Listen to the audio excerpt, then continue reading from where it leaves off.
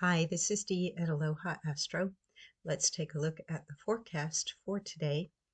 With the moon transiting Virgo on Friday, November 14th, increases your problem-solving skills and the discernment you will need to make wise decisions and constructive plans for future growth, as the moon participates in Grand Trine, Kite, Mystic Rectangle, and Castle aspect patterns, which reveal the ways and means of achieving inspired goals. Multiple planets are now in retrograde. Mercury retrograde in optimistic and expansive Sagittarius, Jupiter retrograde in emotionally sensitive and nurturing Cancer, Saturn conjunct Neptune, both retrograde in visionary and intuitive Pisces, Uranus retrograde in material and security-minded Taurus, and Chiron retrograde in self-aware and assertive Aries.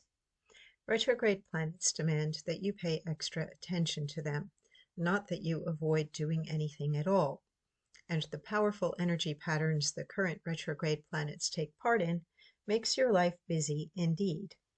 Leave no stone unturned as you examine all your options, revisit old dreams, rewrite the story of your life, and prepare for your new and improved upgrade or a totally new build if you find salvaging, recycling, or repurposing won't suit you.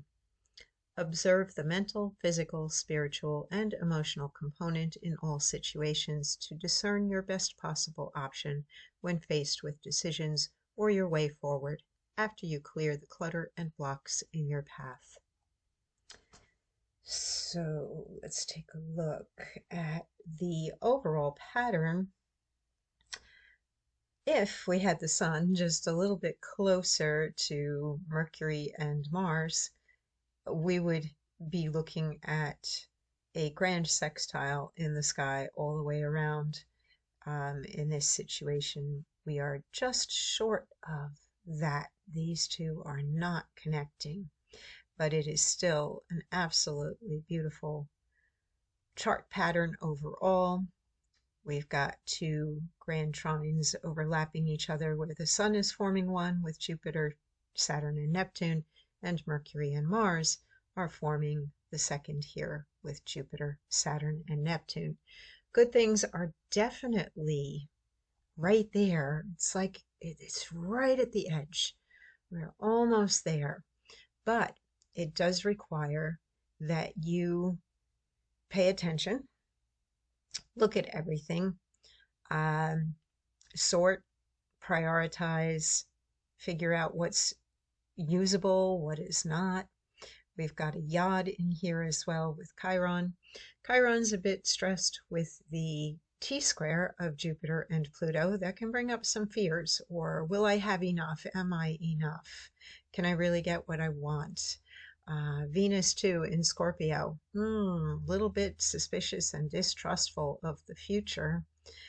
However, deep down inside, Venus in that sesqui-square with Saturn and Neptune knows that the other option, the option of failure just isn't an option, that faith and doing the work toward that vision or goal is the only option. And the yod does signal something that may be fated or destined, something that you cannot escape from right now. And it is bringing in the energy of both the moon in Virgo and the sun in Scorpio, where we have the water and the earth directed to the action of fire. So we've got the fertility, the potential for fertility there, but the discernment and then the making up your mind one way or the other toward something.